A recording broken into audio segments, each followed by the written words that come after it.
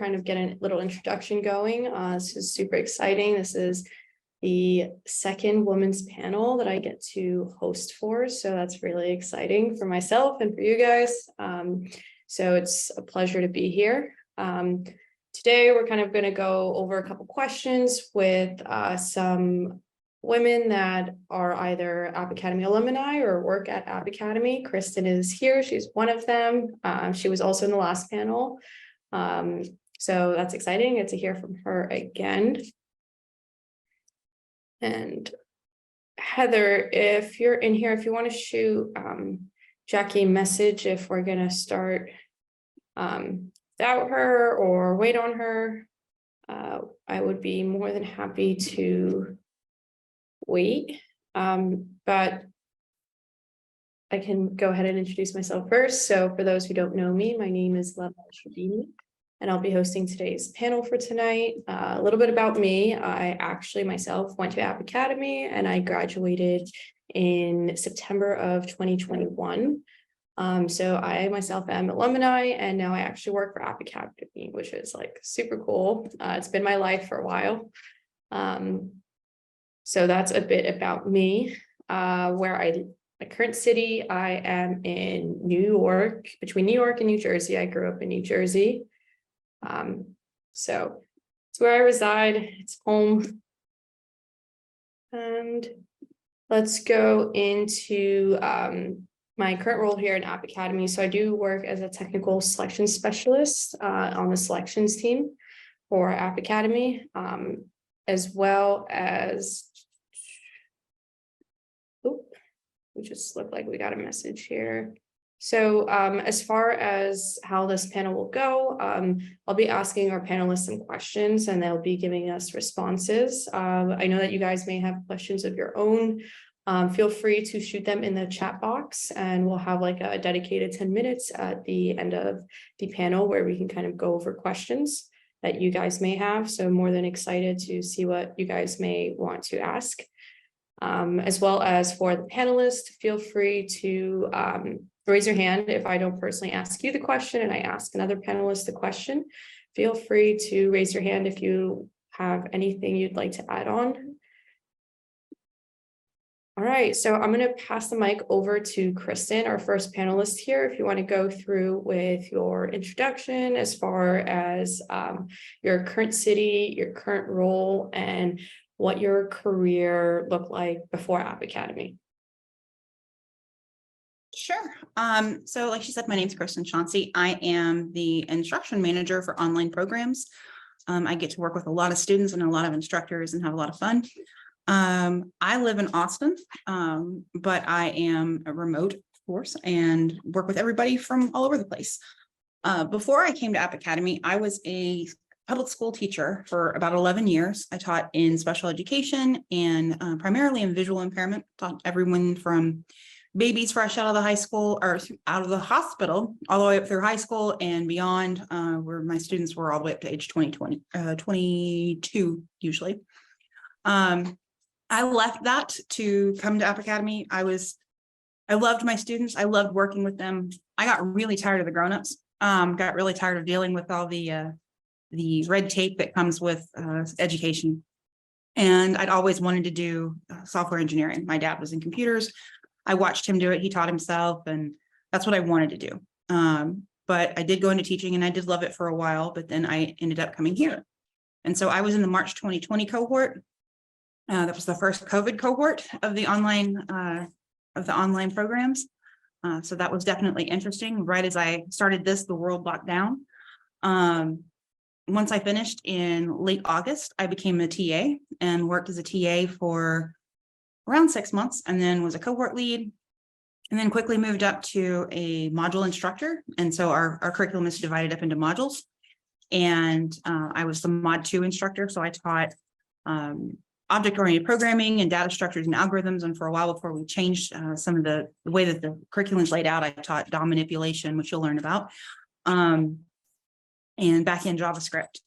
And then after doing that for well over a year, last April, I moved up into this position because I really wanted to stick around with App Academy. And so I get to do that and I love it. I'm pretty much the the head of the program for the part-time program, and then I support the full-time program as well. And Lemma was actually one of my students when I was doing the module lead and when I was a cohort lead for a little while.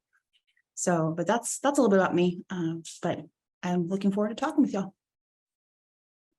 Awesome. Thank you so much for your introduction, Kristen. Yeah, Kristen was definitely one of those memorable instructors that I owe a lot of my success at App Academy to. So if anyone's lucky enough to encounter the same experience I did, you are in for a surprise. All right, so we're going to move on to our next panelist. Let's see. Abby, are you in here? There you are. Awesome. So Abby, since you are also alumni, why don't you go off by also adding your cohort in your introduction as well? Yeah, hi everyone. My name is Abby. I started in December of 2021 and I forgot the month. I think it was April of 2022 that I graduated. I'm in the Bay Area in San Francisco, and my current role is a front-end associate software engineer in the marketing team at Crunchyroll. And before I went into software, I was actually a barista studying theater up and doing some ensemble gigs up until COVID happened. And it was because of COVID, with like the gravity of the situation and needing to like change pretty much everything about life, that my priorities were kind of reevaluated, and I decided to go into coding, and that's what brought me here today. Nice to meet everyone.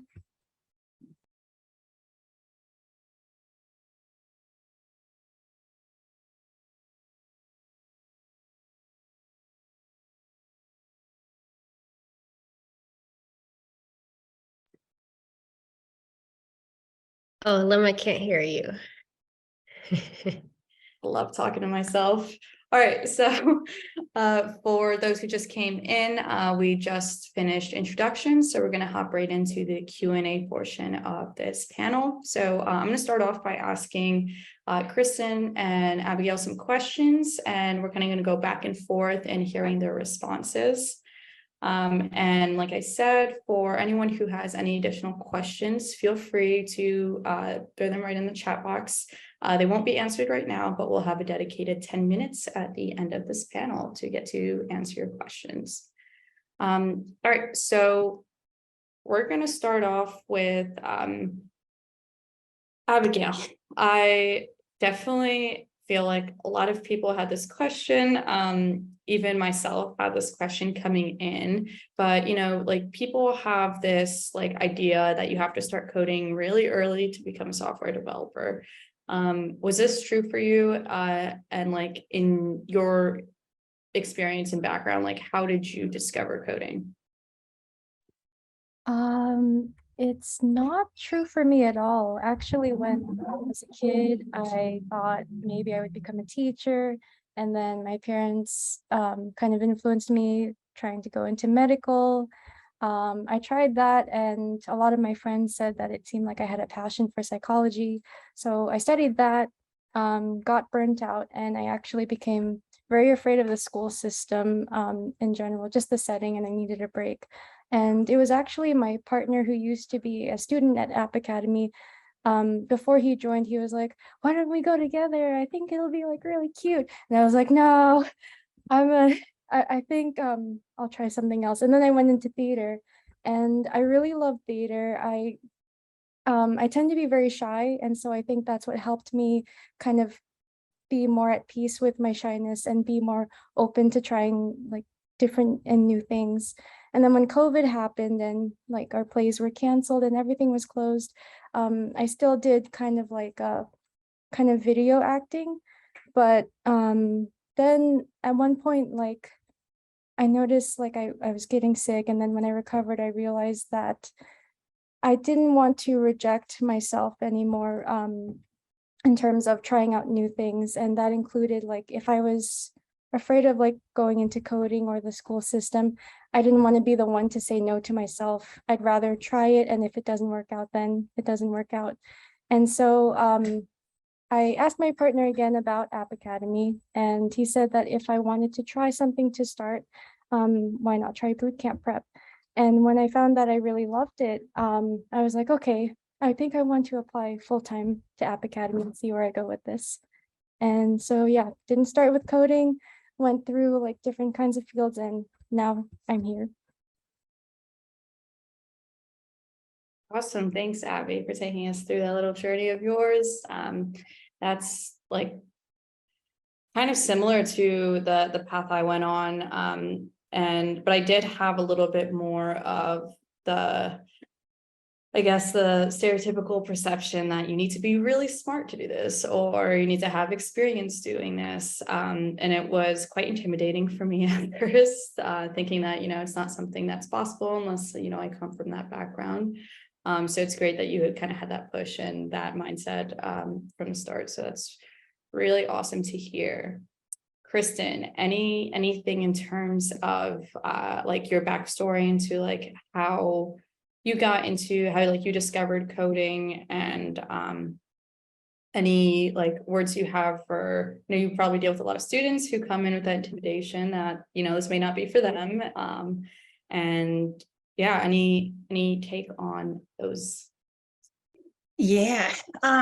So just, like a little bit more, but I mentioned that my dad was in computers. Like I said, he taught himself when I was a kid, and it was amazing. I watched him go from, knowing how to do record keeping in, early computers in the early 80s, to, I still call him to this day, like, oh my gosh, my network's not working. He became an amazing network administrator. Like, he can figure out how to fix any computer and how to fix any network. It's brilliant. But because of being around that, I watched him and I wanted to be like him. I idolized my dad and that stuff. And I wrote my first programs in MS-DOS. And so if you're old enough to, sorry, I've got dogs that are very excited about our neighbors. Come here, Badgie. And I wrote my first program in MS-DOS, which, if you, like I said, if you know what that is, it was a fun thing to do, is what Windows run on behind the scenes. And then I kept doing that and I just fell in love with it. As far as students that, they come in and they think they have to be this quintessential programmer, someone that was in the robotics club and the math club and has known what they wanted to do forever. The most successful people I've seen in this program were not in that situation. They were people that were artists. They were people that were teachers. They were waiters. They were bartenders. We have one who's an instructor now. He's an amazing student. Now he's one of our instructors. He was a dentist, like a full-blown pediatric dentist, and decided he was done with that. And is now amazing at this. Seen people that were ex-priests. I even had one that was an ex-nun. I mean, it was just, you get some really cool stories, and everyone comes from different walks of life. And the only requirement that you have to have in you to be an amazing programmer is a desire to want to be an amazing programmer. That's it. That's all it is. You want to be curious. You need to have a passion for solving problems, thinking outside the box. But at the end of the day, the only thing that you truly require is you want to do it. And you're going to work hard. And if those two things are there, you're golden. You're fine. It's not about your background or what you may or may not have had at some point. This is one of the coolest jobs where the more you put into it, the more you're going to get out of it. And I think that's a really neat thing about it. All right. Yeah. Thanks, Kristen. That was like a really inspiring and motivating few words you had to say there. So before going on to the next question here, first and foremost, I want to say happy National Women's Month to all the women here and all the women not here. It definitely should be every month, but we'll be thankful for March being dedicated to us. But coming in with that, want to start off with, I'm sure a lot of women coming into App Academy and like the tech industry definitely have the question of, the stigma around it being a male dominated field. I feel like that's definitely those disparities are evolving and we're breaking out of that, but still there's that sense of it being a male dominated field. So Abigail, why don't we start up with you? Let's focus it to your experience in App Academy. So what was your experience at App Academy as a woman? Were you able to find like a sense of community within App Academy? I know that every cohort and every class is different. In my cohort, I think in about like 30-40 students, there were a total of 5 women, including me. And there was that survey asking like what kind of support group that you wanted to be in for like the circle team. And I was lucky to actually be in a circle team with all of the women. And yeah, I don't think it like interfered with my learning at all. Like everyone was very focused on just kind of getting through the program and getting through the sorry, there's some noise. Getting through just learning code, and I actually felt very supported. Even during the search curriculum, like there were also resources and other engineers that you could talk to that about like their experiences with App Academy and also in job search. I was also like really happy that after graduating, 2 of my classmates that were women got to become instructional TAs to also increase the representation. That's beautiful. Yeah. Definitely same experience with me. I appreciate you also highlighting that, like, every cohort is different. My cohort didn't have that many women, as Abby was mentioning. So every expectation of like each and every cohort is bound to be different.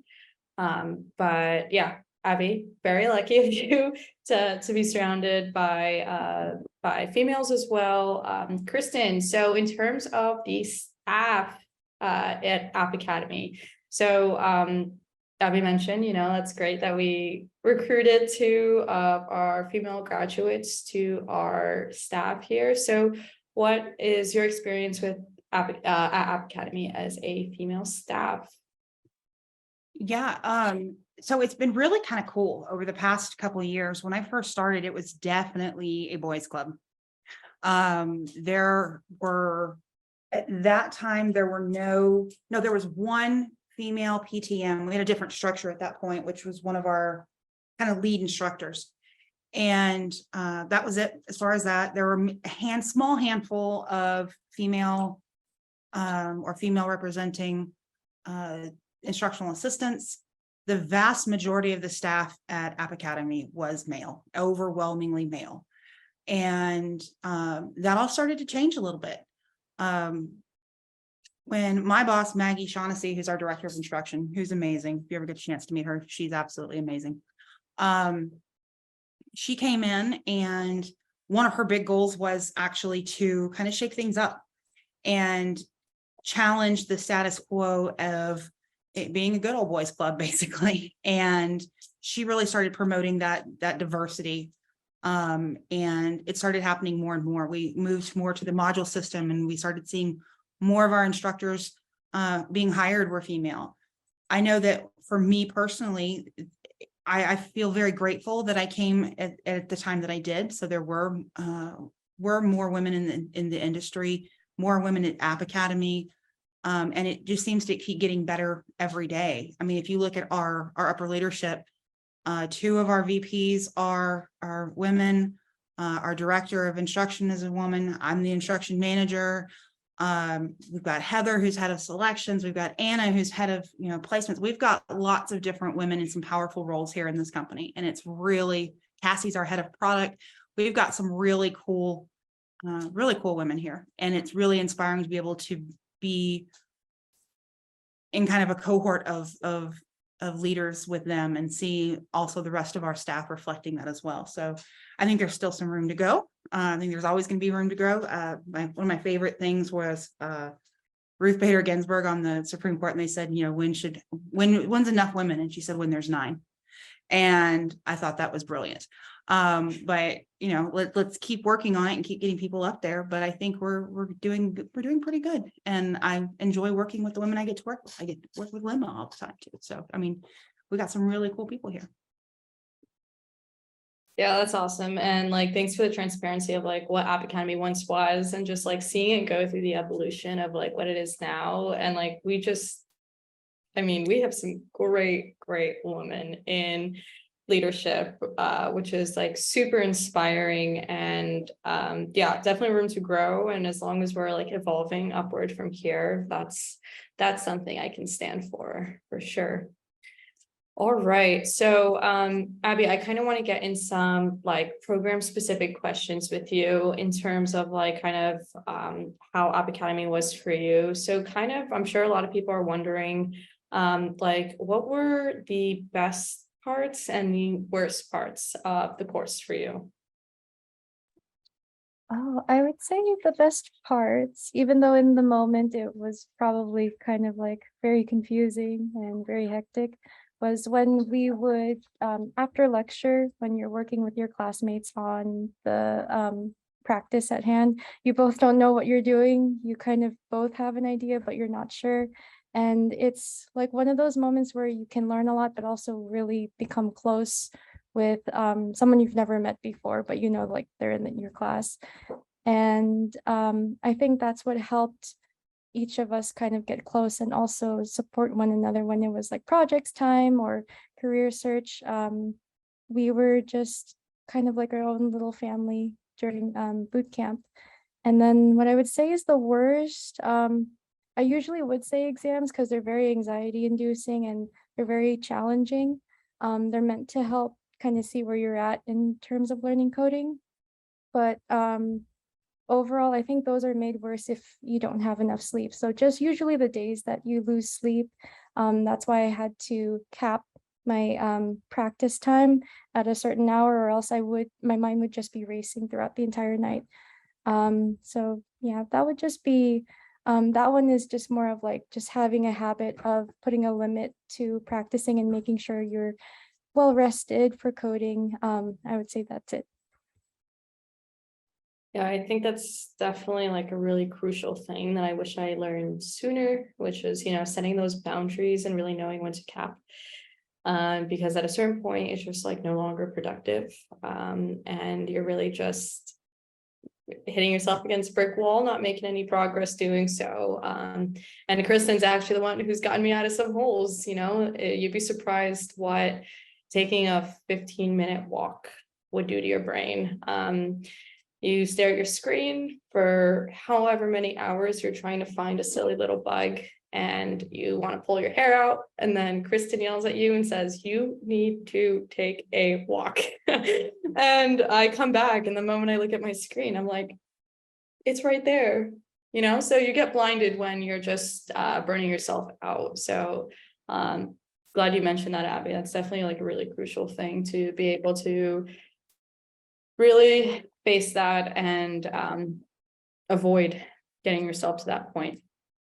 But all right, so Kristen, I'm actually gonna ask both of you this because I think it'd be really good to hear from an instructor point of view as well as a alumni point of view. But any advice you'd give incoming students? I would say the biggest piece of advice I would give you. Number one, debark your dog. Not just kidding. Biggest piece of advice that I would give you would be start setting routines before you start class. Start putting aside time that is what you will be putting aside outside of outside of the day.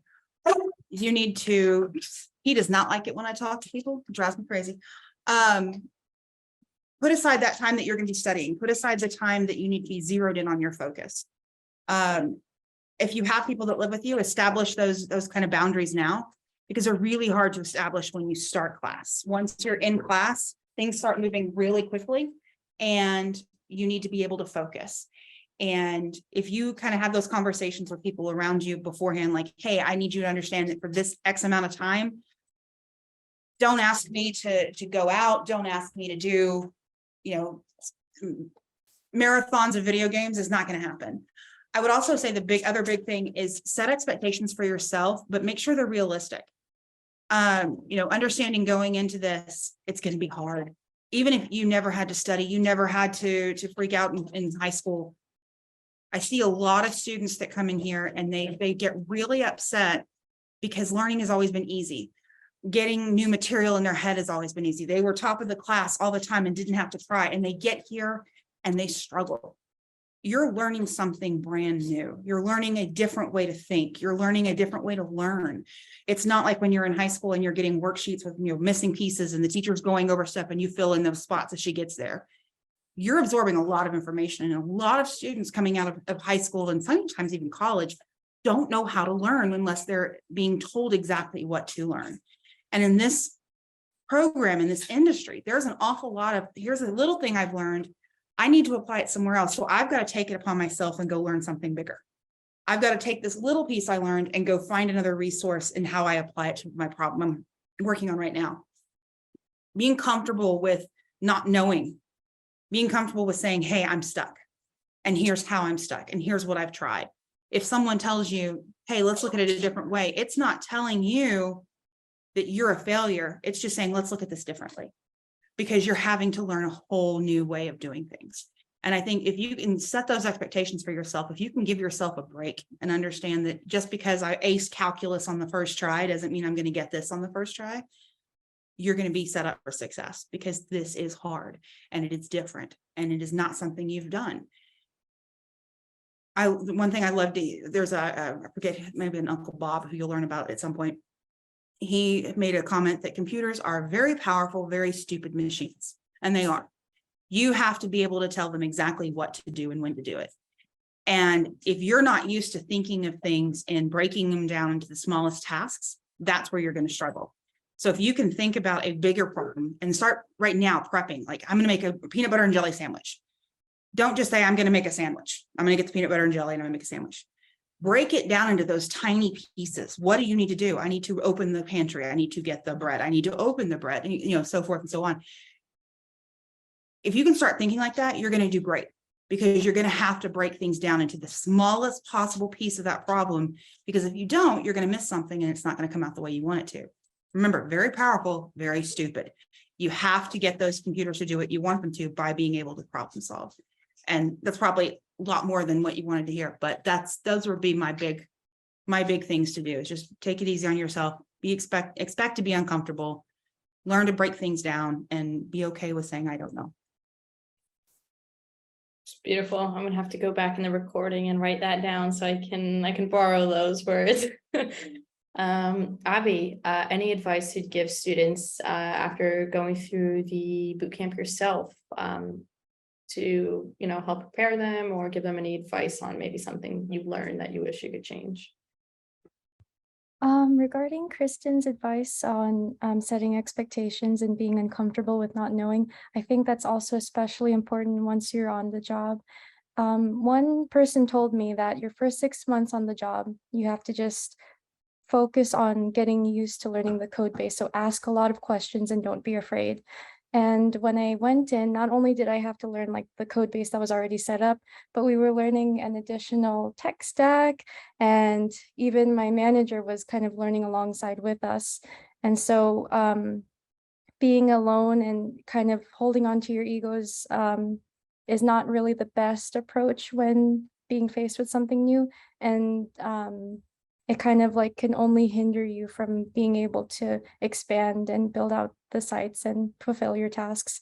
So yeah, being comfortable with being a beginner and being ready to ask a lot of questions, to do your investigations, to know that it's going to be hard, but even like the most senior of senior people still have to ask a lot of questions, I think will be very important when going through the boot camp and also in any tech career, tech path you take.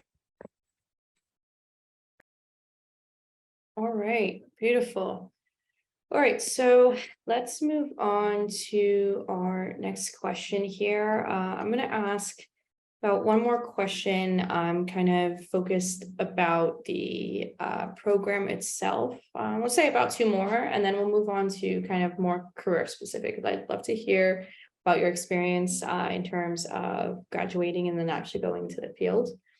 But just like a rough estimate to kind of give people an idea of like how many hours a day you were putting in during the program. And this could go to Abby and Kristen. You can give your experience between both of you when you did the program. I'll let Abby go first. I went first last time.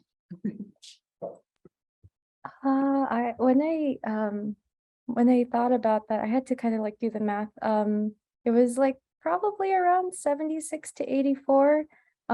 Because there was a point when, especially after class, like I would be very anxious and very panicked and very confused. So I actually had to be pried away from my computer and kind of just eat dinner and decompress, go back and then be pried away again to go to bed. And I think I also met another student that was like this, wherein we had to have that one task or one part of the day to just kind of be ourselves and away from the computer. And then the rest of it is just like grinding the practice tests, studying the lecture and the lecture notes, doing as much of the homework as possible. But even if we can't finish it, as long as we don't like sacrifice sleep and keeping up with maintaining ourselves. So I think that's my estimate. Where were you when I needed you, Abby? Could have used you in my cohort. Yeah, I was doing my hours were a little off. I wasn't doing 9 to 5. I was doing 11 to 7 because I was East Coast hours. So it's a little different for me. But it did kind of benefit me because I did get to either, if I didn't finish my homework, I'd get to do it in the morning the next day, so I wouldn't have to stay up late, as well as kind of having a morning to myself and not hopping right out of bed into class. I would be able to, you know, at least put like an hour or two if I was feeling extra excited that day to get some work done. I would be putting in about like an hour before and then like an hour after. That's when I found balance. But before I found balance, I was really like unnecessarily putting like 4 to 5 hours after class, which was really pointless. But yeah, how about you, Kristen? What was your experience with how many hours you're putting in a day? Lord, my wife and daughter constantly would tell me you need to walk away from the computer. There's a reason now that when I'm giving my beginning of cohort speech, I tell people to get up, walk away at the end of the day, put it away for a while. Remind your dog, your family, what you look like without headphones on your head. Stand up, because the thing they don't tell you in any boot camp situation is by the end of your time with us, if you don't do anything but sit in front of that computer, your pants are going to fit differently. And that's all I'm going to say. You're going to have some flat areas that maybe once weren't very flat. So definitely get up, move around. Unfortunately, with me, like I said, I started in March 2020, right when COVID started. And so that's when everything got locked down.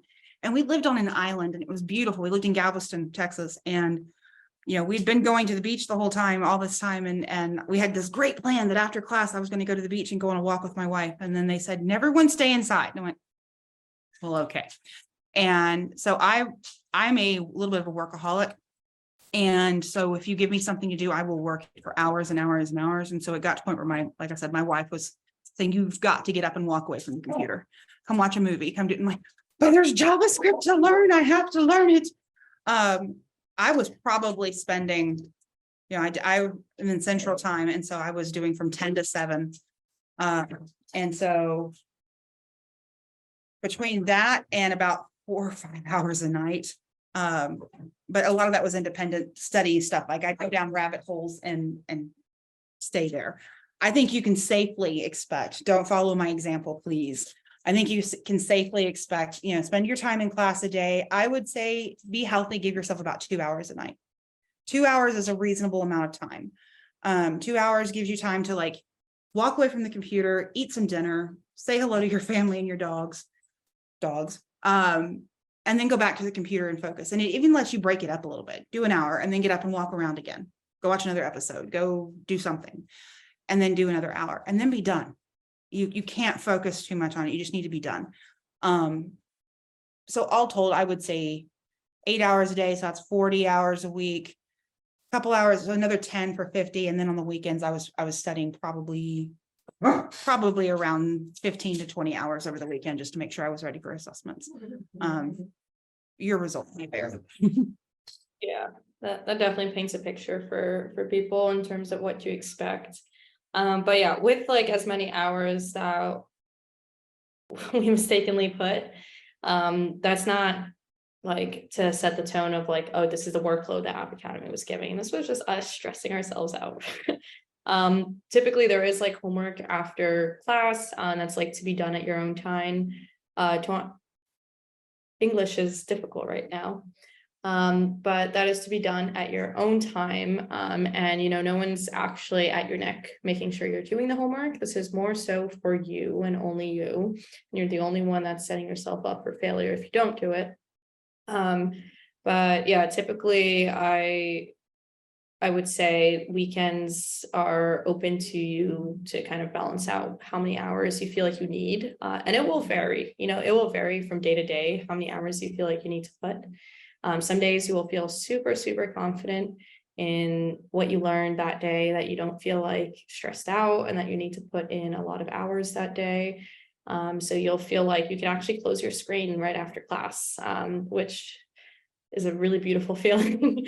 It's rare, but it's beautiful when it does happen. And then there's days that you will be more confused on that topic that day and you'll want to put in more hours. So it will vary, but just important to find balance and to be aware of that balance that you're trying to set for yourself.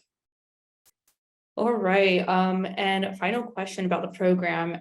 This is just about the job search. So I think something that's like really attractive about App Academy to many people is the job support and the career assistance that comes after graduating. So Kristen and Abby, let's start with Abby here. If you can just tell us like a little bit about your job search experience. You did already mention a little bit about it. Maybe you can talk a little bit more about like your experience with the job search. What support were you given and kind of your experience there? Yeah, my partner gave me a piece of advice that based off of like what he's observed. He said that if there's like certain events like workshops and these meet and greets, try to say yes to as many of them as possible. And so I did that, even though there were times like I think there was a Bloomberg coffee chat wherein I was like jumping up and down before speaking because I could feel my heart racing. But it was really fun. It was really great experience practicing interview skills. And I was actually able to progress after that while also making a joke about confetti and my full stack app. And one that actually got me noticed at Crunchyroll was you're paired with the career coach. So my first one was behavioral, but because I kept asking for technical work or technical support, and also because I think they didn't create a student assistant for career coaches at the time, I got switched over to a technical coach. But before that, the behavioral coach reviewed my resume. And then when I got to the technical coach, they also reviewed my resume. And then my technical coach went on vacation. So I had a substitute coach who also reviewed my resume, and all that feedback accumulated into like this resume that actually got spotted by Crunchyroll. And the recruiter even pointed out that that's why they wanted to move me forward.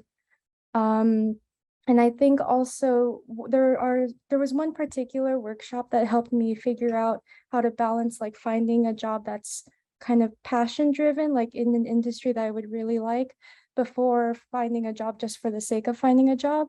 And I think that influenced like the LinkedIn search algorithm to present me a notification that Crunchyroll is looking for an associate software engineer. And so I think taking advantage of those resources really helped me in finding the career that I have now.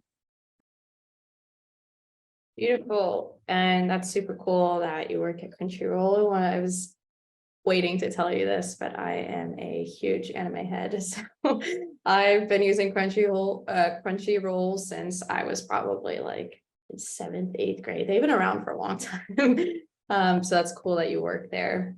Kristen, if we do have time, I'm going to hop back to this question for you, but I would like to hop into some of the career specifics. Just to ensure that we get to cover some of these. All right, so I'm going to go into this question here. But what advice would you give women who are looking for a job in the tech field? My advice to a woman who's looking for a job in the tech field is don't listen to anyone tell you you can't. I think that's the biggest thing, is that there's still some attitudes out there that it's not a job for us. It's not a field for us. And I would say, don't listen. The only person you need to be listening to is you. And that'd be my number one thing. Find something you're passionate about, and that can be the direction you go. Tech is not just this all-encompassing thing. There's so many different areas of tech. There's ed tech, and there's game tech, and financial tech, and travel tech. Find the thing that makes you smile and pursue that, because you can marry tech and the thing that is your passion, and just don't listen to anyone tell you can't do it. That is super, super empowering. Definitely don't take no or can't as an answer ever. All right, and Abby, question for you. So what would you say, like as a bootcamp grad, how prepared did you feel when you started your first role as like an engineer? First day, I remember being super nervous. And they did tell me like, and also based off of the job description, it is what they taught in App Academy, React, HTML, CSS, JavaScript. And I was like, okay, game, I got this. But when I looked at the file structure, I was like, I have no idea where to even start. And so I think I spent that day, and I regretted it, just kind of like looking through, trying to see if there's any hints, and then trying some things and realizing it wasn't looking like what the instructions said. And so like the next day, I was open with my manager. I said, I honestly have no idea where to start. I tried looking here and here. And then she just kind of like spammed me with a bunch of like more in-depth instructions, which actually helped a lot. And I've also learned, like, if it's kind of difficult to explain in text, we would sometimes hop on a quick call, we would share screen, and it would feel like peer programming. And so I was definitely not ready to right before my job, even though App Academy did arm me with ways to kind of understand and learn quickly. And App Academy also helped me to develop that learner's mindset so that I would feel comfortable asking any question along the way.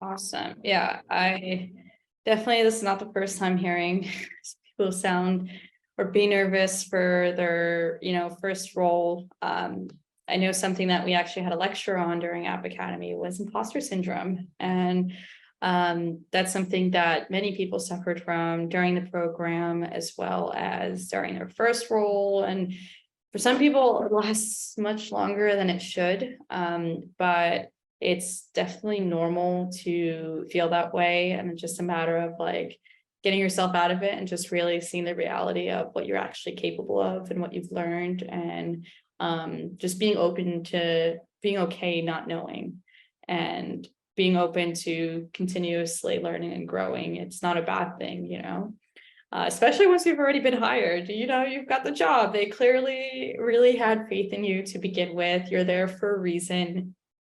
Pat yourself on the back. All right, so and this is kind of just like up in the air for both Chris and Abigail to answer, but I'm trying to think right now if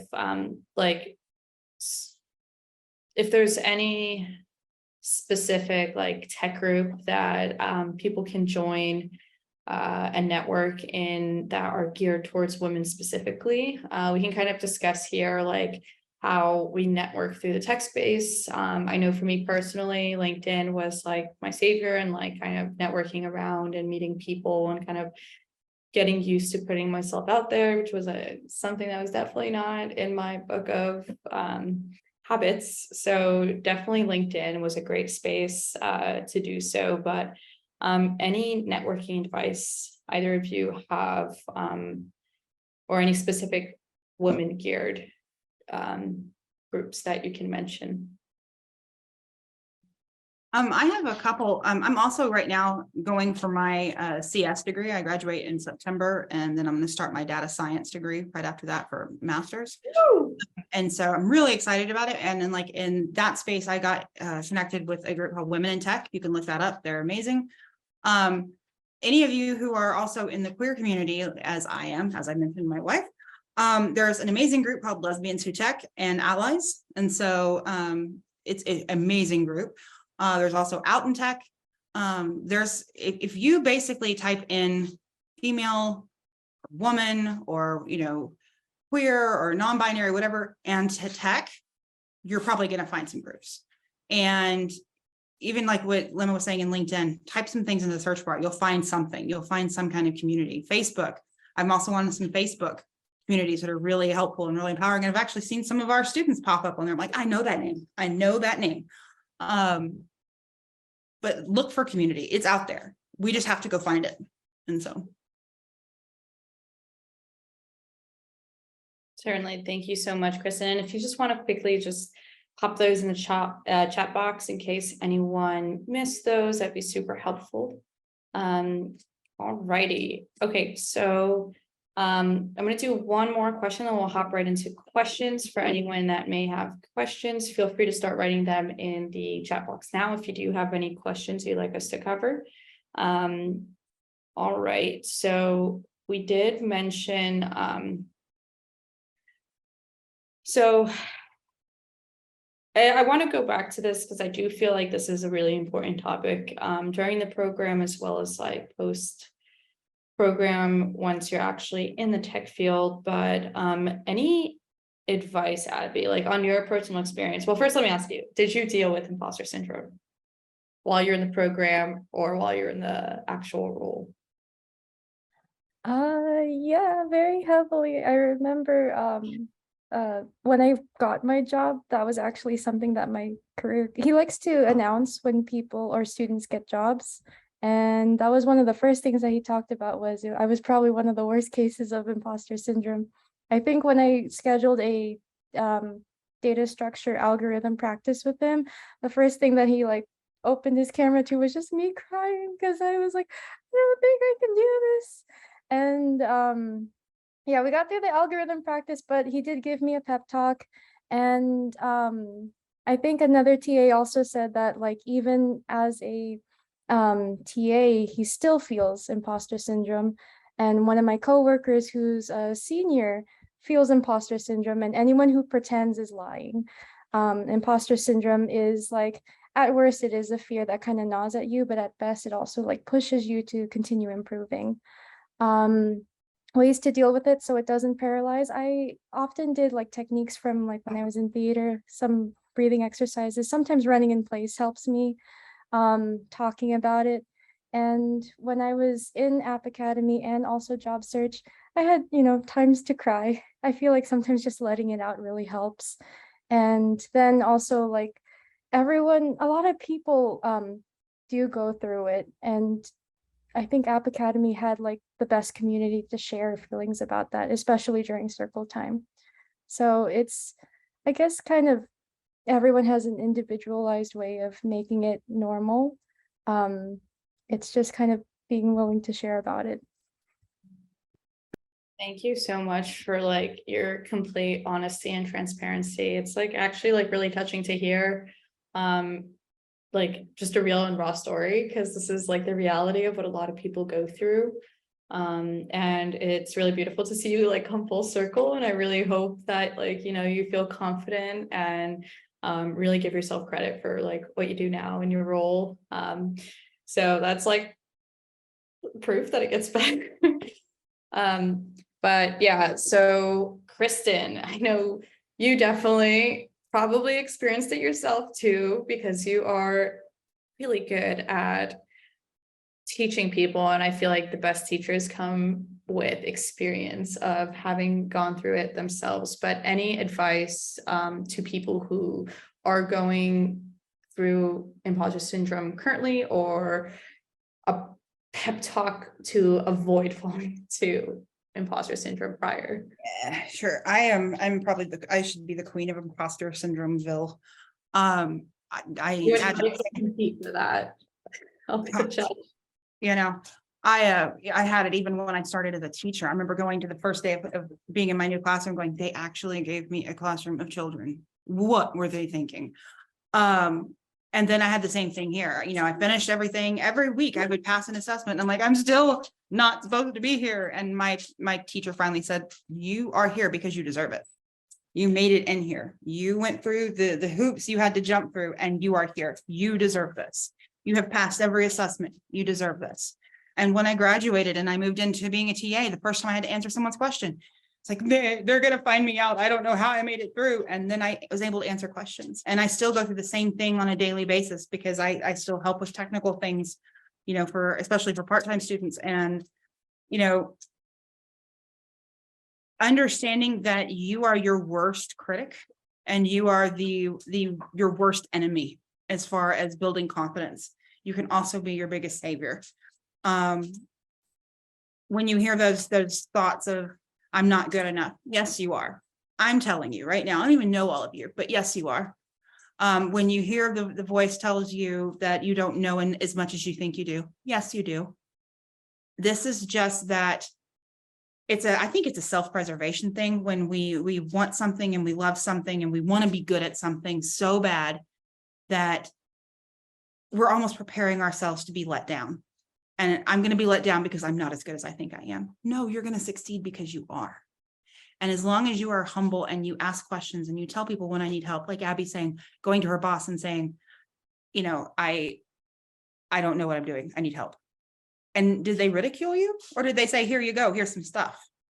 You know, and that's 99.9% of the time, that's what's going to happen. If you go to someone and say, I don't know, they're not going to say, oh my gosh, you should totally know this. They're going to say, cool, I was there too. Here's how I can help you. That's how we do it. And I think to avoid imposter syndrome, teach someone else. That is the biggest thing to do to avoid it. Because when I was a teacher, first thing I do is if someone said they didn't know it, I'm like, okay, tell me everything. Teach it to me like I was a student. And they were always surprised at how much they actually knew. If you feel like you don't know something, teach what you do know to someone else. And all of a sudden you're like, wait, and here's another thing I know. And here's another thing I know. You can beat it. But if you listen to that thing saying you're not good enough, you don't know enough, you're never going to be whatever, then you've lost. Just don't listen to it. All right. Thank you so much, Kristen. Yeah, this is definitely a really important topic. And I feel really happy that App Academy has such awareness to it. And it's something really like open and spoke about that, like I said, we even had a lecture on this. So this is definitely something that I think is really important, and everyone definitely experiences it to some extent. All right, so that brings us to the end of our panel questions. So I just want to thank Abigail and Kristen so much for taking the time out of their day to join us today. It means a lot to us.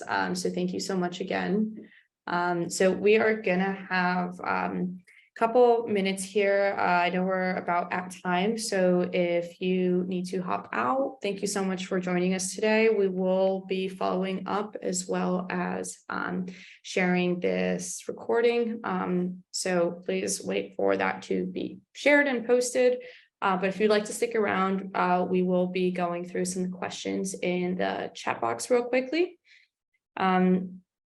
So let's open this up. All right, so we are gonna feel free, Kristen and Abby and Heather, to hop in with any answers that we may have for these questions. It's kind of just like an open discussion. But let's go through the first question here. So what is it like being a woman of color job hunting? I feel like we had such great responses to this question in our alumni panel that Amira hosted. I feel like we are given such good answers there. Heather, do you remember some of those really great answers we've had? I'm trying to think. I wanted to say, so we had two awesome women who were not able to make it tonight. And hi, I'm Heather. I'm the selections manager, and I helped to organize this panel. Angelica was not able to make it tonight because she had a work deadline that came up, and then Jackie is sick. And then, so Abby, I'm super happy that you're able to make it because Abby is getting over being sick. I'm actually getting over being sick too. So, but we will, and Abby, I can turn it over to you to answer this, but Zipporah, I'm going to pull some more folks for women of color who are current job seekers and who are also working to get more answers for you. But yeah, I'm sorry we don't have better representation tonight. But yeah, Abby, do you have thoughts on this one?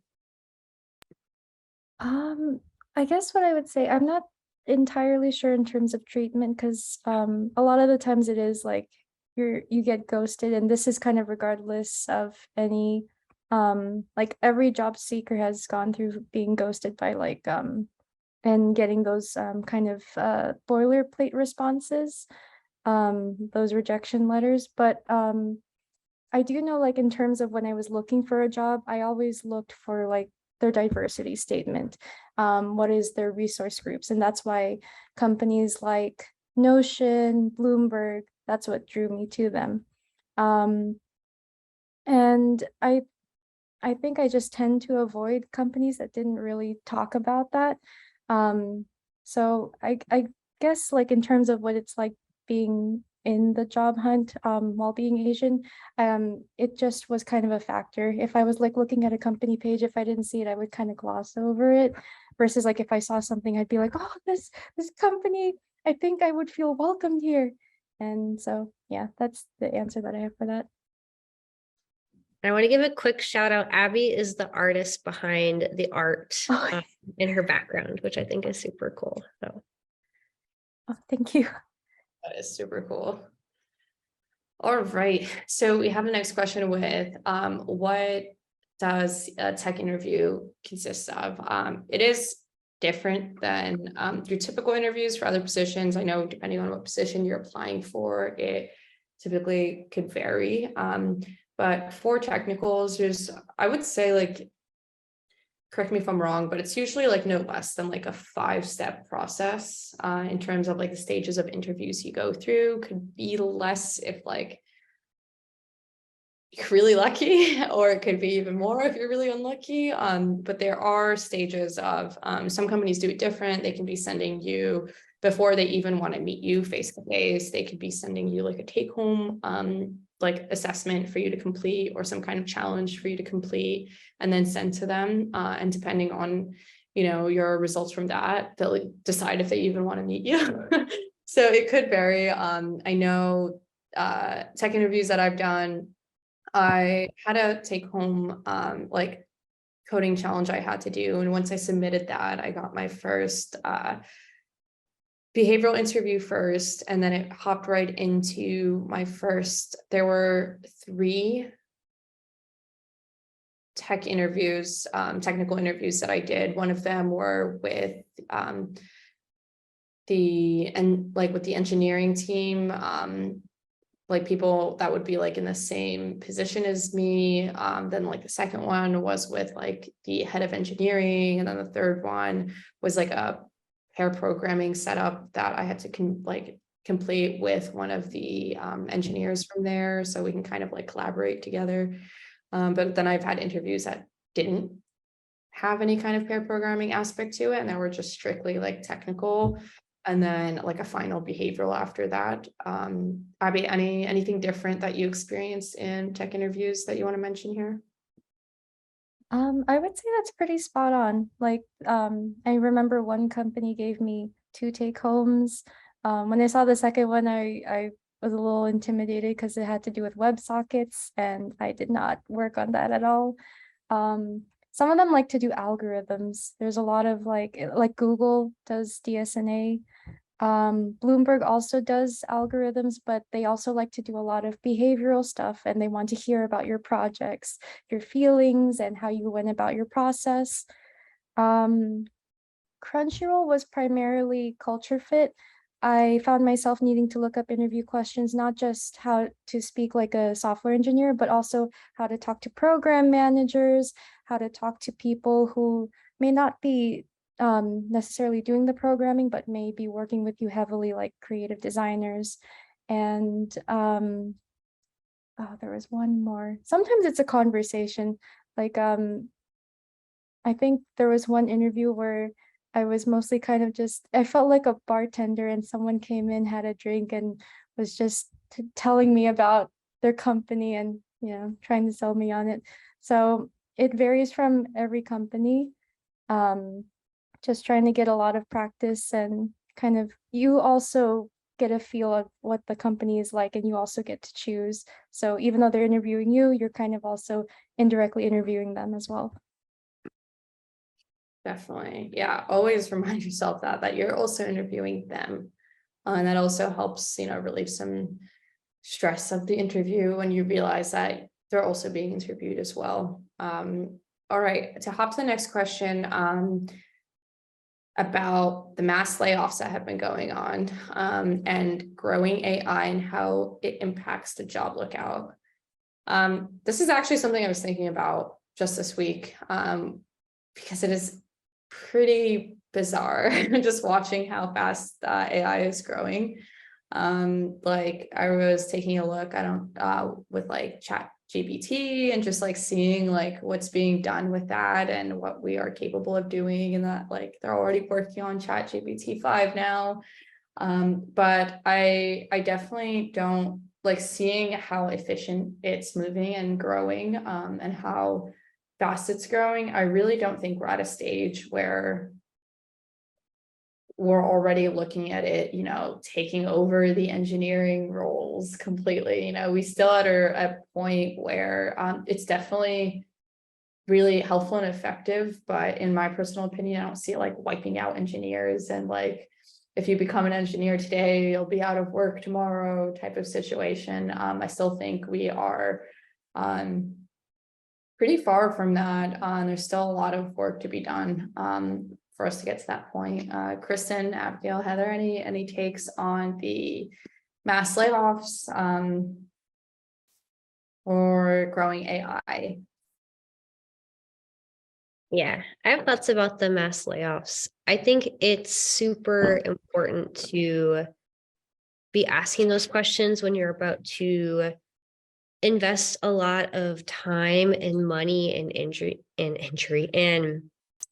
energy into switching careers. And so, yeah, it's like super important to be asking those questions. The mass layoffs are super scary.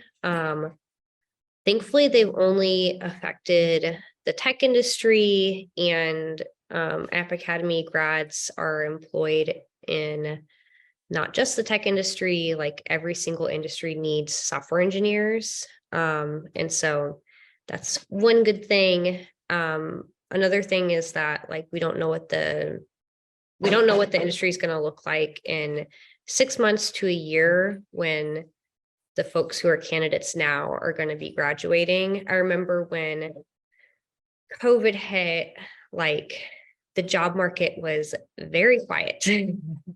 And I managed the team of folks who do interviews, and nobody on my team was getting jobs for a while. And it was just very like scary, uncertain time. And then I was having to hire new people like every single month because people were getting jobs so quickly and tech was just exploding. And so I've been here for 4 years. And I mean, that's not a super long time in the course of the economy, but like there are like ebbs and flows. I don't think software engineers are going anywhere. I love Chat GPT. Like I use it as a tool. Like Keith had me write my first like script using Chat GPT the other day because we couldn't figure out how to do something. And he's like, ask Chat GPT what to do. And so it also didn't work, but you know what? We gave it a shot. But yeah, I think that like a benefit of a tool like that is that it frees up human beings to do like more complex, meaningful tasks. And so yeah, I love AI. I could go on about that, but that's not the purpose of this. So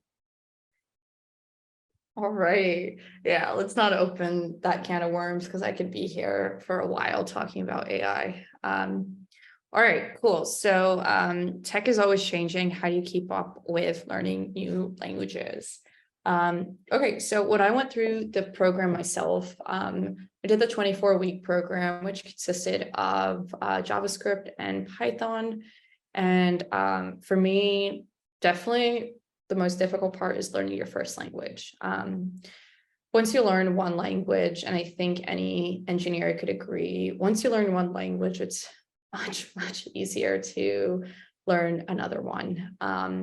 Definitely there are some languages that are closer and more related to one another that are easier to learn, like hopping from like Ruby to Python is a bit easier if you're trying to learn that language, just because there's so many similarities that definitely help you out when learning it.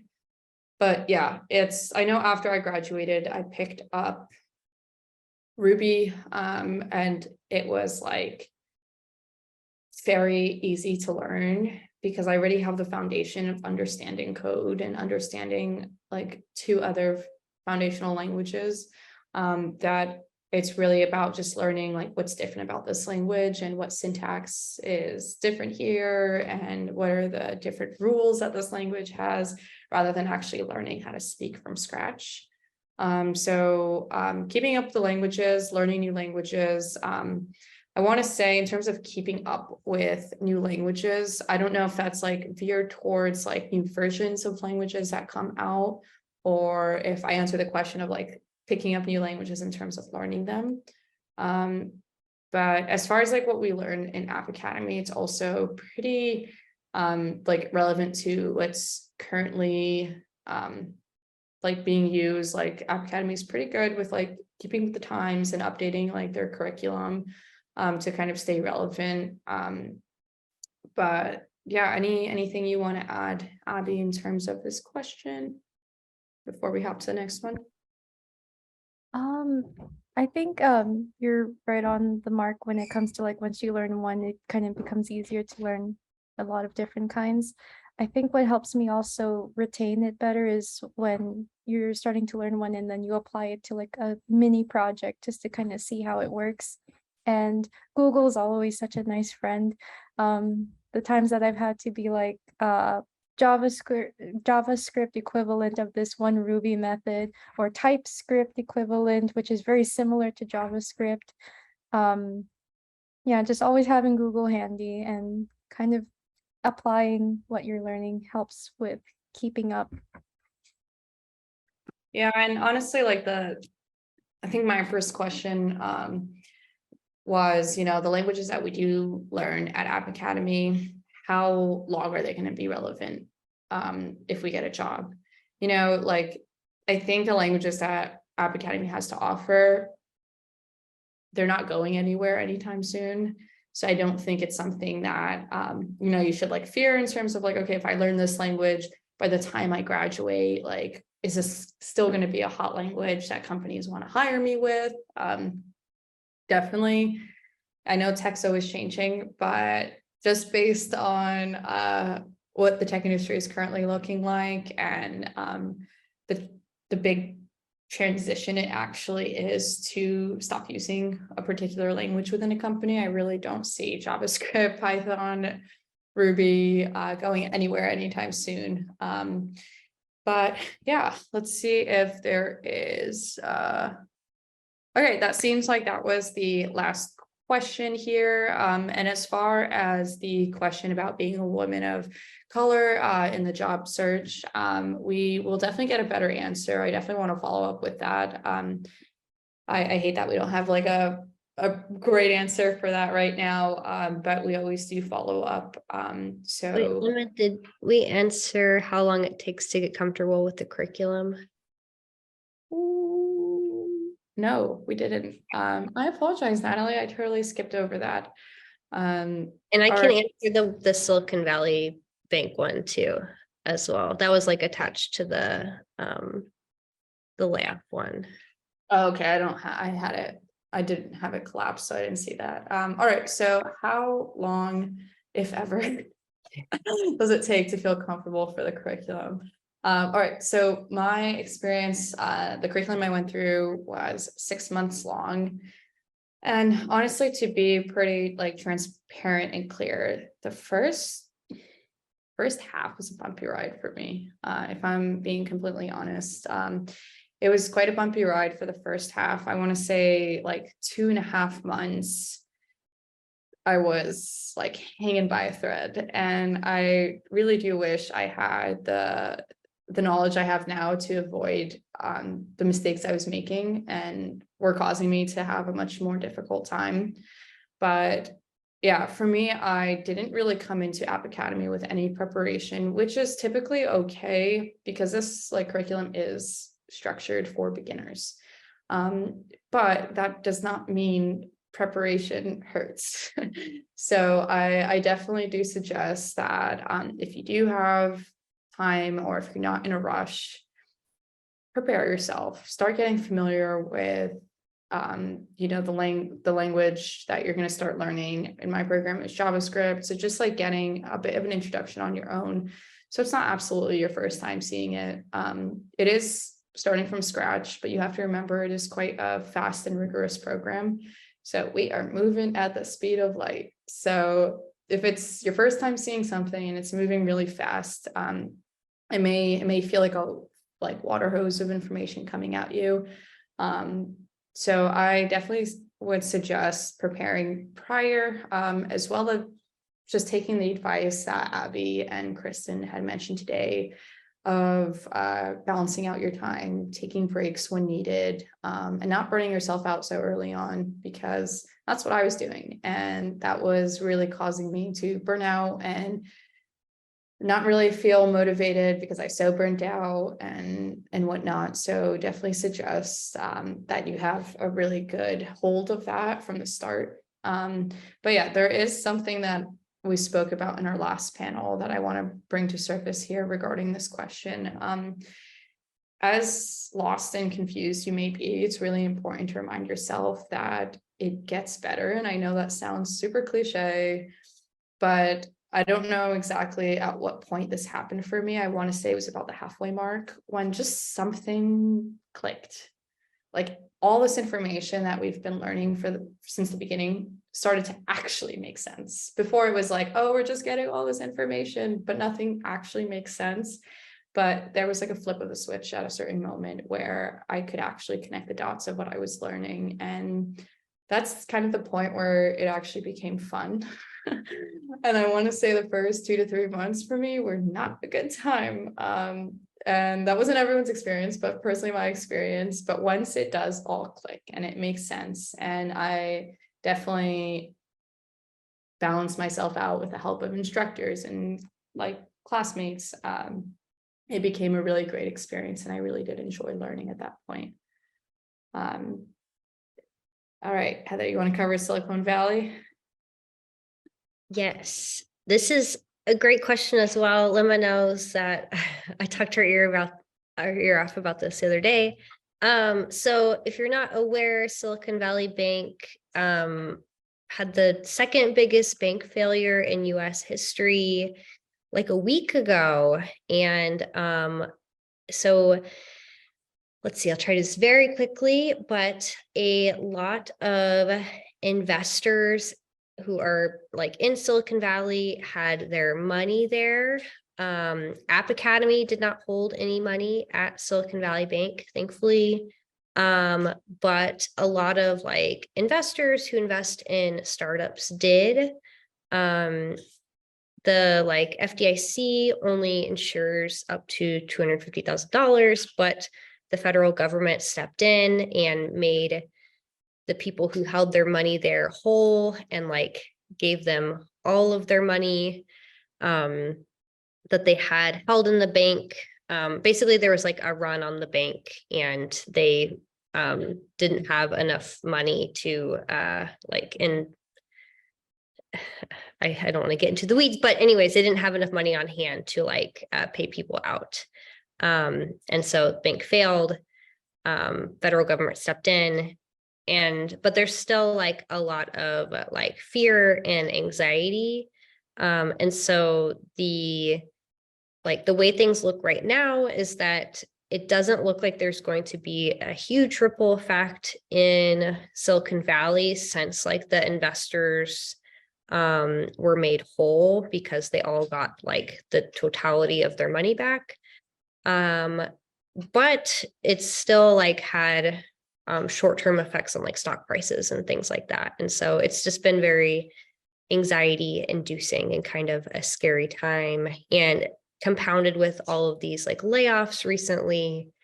It just kind of has made people kind of like a little bit wary. So I think it's understandable that it's caused anxiety, but they weren't invested in super risky investments. They were invested in like US Treasury bonds, which had decreased in value because interest rates had gone up so much. So just kind of interesting that it wasn't because of like any kind of like bust in the tech sector or anything like that. It's literally because of interest rates are super high. But yeah, if you join App Academy and you ever want to talk about economics with somebody, and I'm now the head of the student resource group for students with non-technical backgrounds. So if you have a non-technical background and you want to join the resource group, I'm the head of it. You can come chill with me once a month. But in general, App Academy has awesome student resource groups for like women, students from different identity groups, parents, veterans, Christian students, Jewish students, just all different types of students. So yeah, this are my little plug for student resource groups, awesome communities. Yeah, Heather's definitely a person if you want to talk about those things. All right, so I'm going to bring this panel to an end here. It was so nice talking to Kristen, who did leave us, but and Abigail, thank you so much. It really means a lot that you still made it here, although you're sick. That means so much. So thank you again, and I hope you feel better. And no, we covered these. Okay, cool. So thank you everyone for coming. And if you have any further questions, feel free to reach out to myself, Kristen, Abigail, or Heather. We'd be more than happy to answer any of your questions. You guys can find me on LinkedIn. I get a couple messages from people after panels. Feel free to message me about really anything and be more than happy to respond. Otherwise, thank you all for joining us and have a great rest of your night. Bye. Thank you.